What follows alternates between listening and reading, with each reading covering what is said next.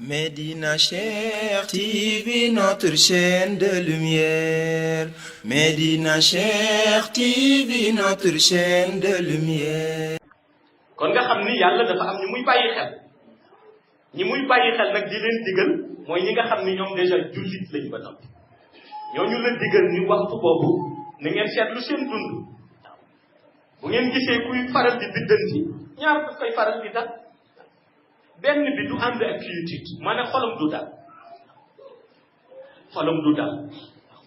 beneen bi dundam day bare ay gàllankoor yoo xam ni ci yaramam lay jóge seetlu ko biddanti bu jógee ma ngay óbbali léeg mu dem sànc di séenu benn brique ba mu dal ko du ko yëg sax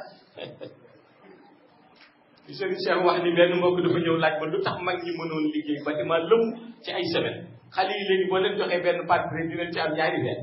waaw te mu ni mag ñi dama jàppoon ni amuñu doole sëriñ Cheikh nee na ma ni ko wax waaye mag ñi bu ñu dal xëy suba nee na ma ni que li ñu tal mooy bu ñu wérdee li ñuy wérdu ba nag ña nga ca zawiya ba bu ñu lalee malaan ba ñoo ca mën suñu paree ña nga naan seen café dañuy wasifa rek naan seen café ña nga sànc waaw ñaari tonne ciment boo leen ko tegalee léegi nu mu le ko balaa bi nee na ma ni xale yi dañuy biddanti bu ñu yeewoo ña nga gàddu mburu ma jaar ci borom akara ba mu jaay leen ña nga gàddu di xam bu ca yoon ba seen xel nekkul ci liggéey bu ñu demee sànc ña ngay débaaj ko match yaag yi xew di xew ba bu ñu fay jóge fekk ne ñetti brique rek la ñu fekk tàll ñibbi nee na ma ni te mag ñi tàll ñu woon lu dul seen farat yi te wax na dëgg ndax loolu boo ko seetloo rek gis ko te loolu yàlla daf ko def ndax da ngay gis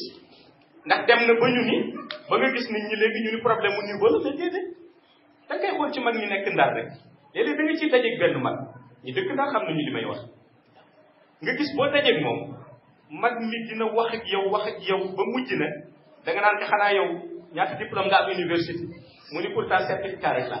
te français bi muy làkk mosoo dégg ku mën a làkkee français noonu su ko defee xale yi nag nit ñi ko yemul nga gis benn xale boo xam ni maîtrisard la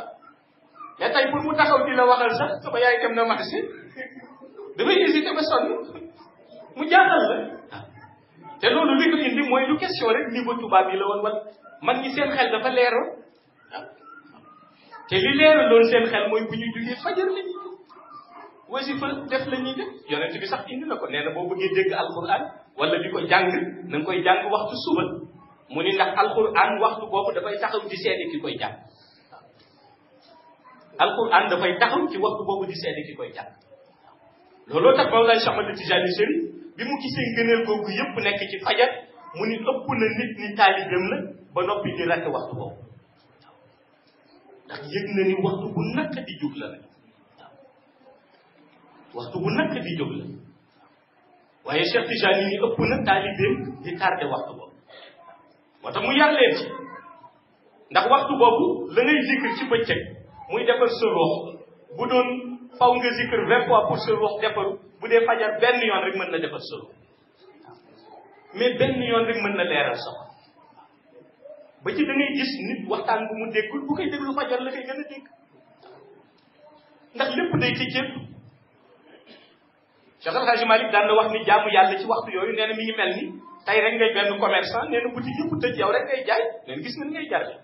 waaw parce que nee na client yëpp dañuy obligé daw si yow tax yow rek yaa tëj biir boutique yëpp tëj mu ni kon mooy ñëpp a ngi tëdd sàng di nelaw yow nga jóg rek di jaamu yàlla